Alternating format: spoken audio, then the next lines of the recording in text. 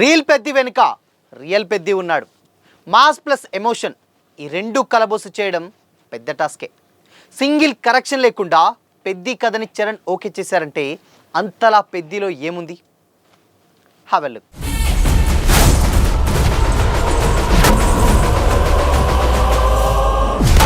Hi hello, welcome to Disha TV.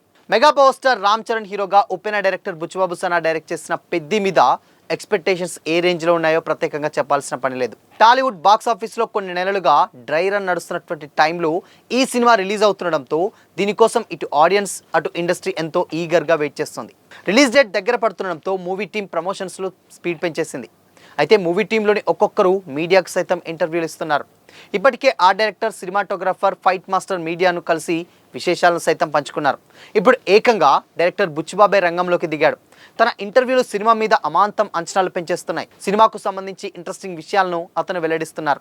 లేటెస్ట్గా ఒక ఇంటర్వ్యూలో పెద్ది క్యారెక్టర్కు స్ఫూర్తి తన సొంత ఊరికి చెందినటువంటి కుర్రాడే అంటూ ఇంట్రెస్టింగ్ స్టోరీ చెప్పేశాడు బుచ్చిబాబు. బుచ్చిబాబు ఊరిలో పెద్దిరాజు అనేటువంటి ఒక కుర్రాడు ఉండేవాట. అతను కూలి పనికి వెళ్ళేవాడట. అయితే అతను క్రికెట్ అండ్ వాలీబాల్ సూపర్గా ఆడేవాడని, పని మానిపించి మరి అతడితో మ్యాచ్లు ఆడించేవాళ్ళమని, అందుకోసం డబ్బులు కూడా ఇచ్చేవాళ్ళమని కూడా బుచ్చిబాబు చెప్పుకొచ్చారు.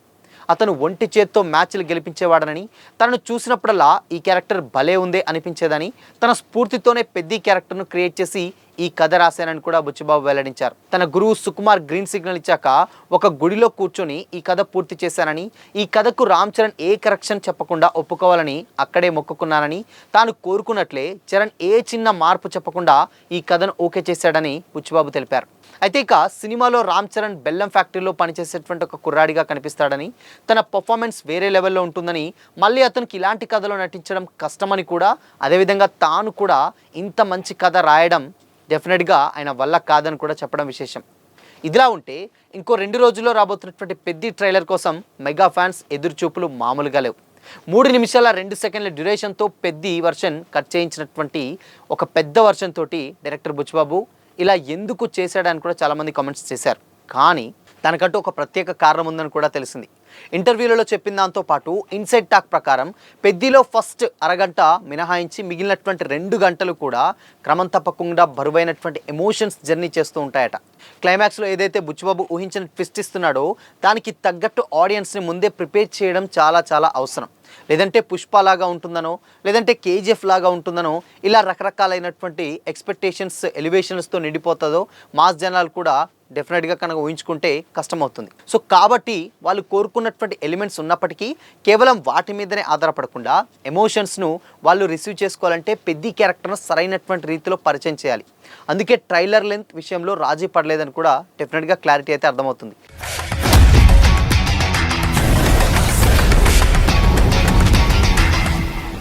దీన్ని టాక్ ఆఫ్ ది ఇండస్ట్రీ చేయలేని అనే సంకల్పంతోనే డెఫినెట్గా బుచ్చిబాబు చాలా శ్రద్ధ తీసుకున్నారట.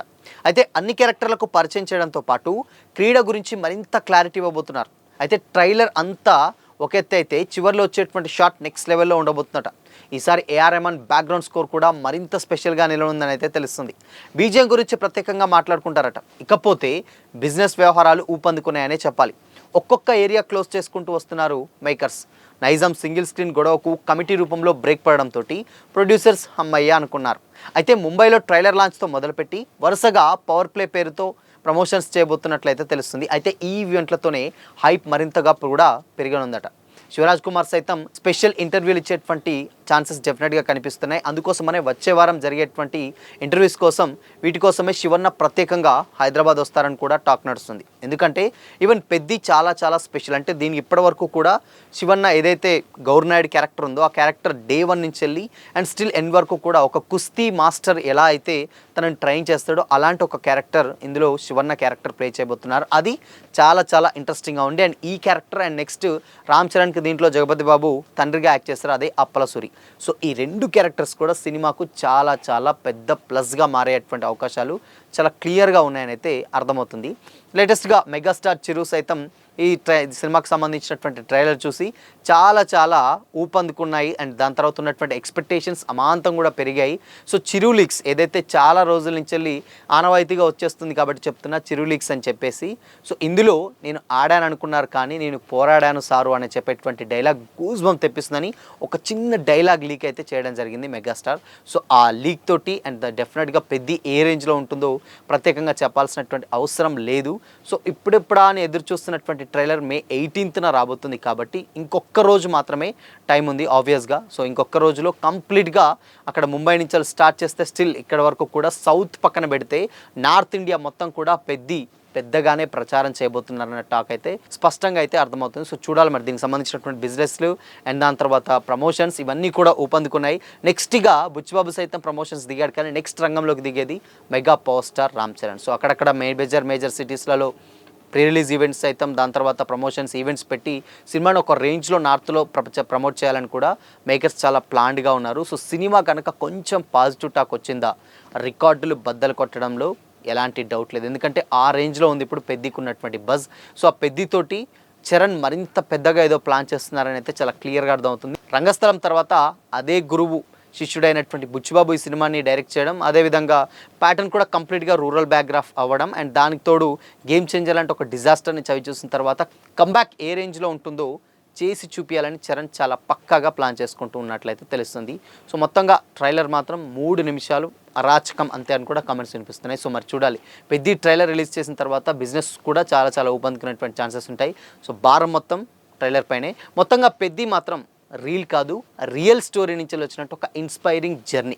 సో మరి పెద్దిపై మీ ఒపీనియన్ ఏంటి కామెంట్ చేయండి.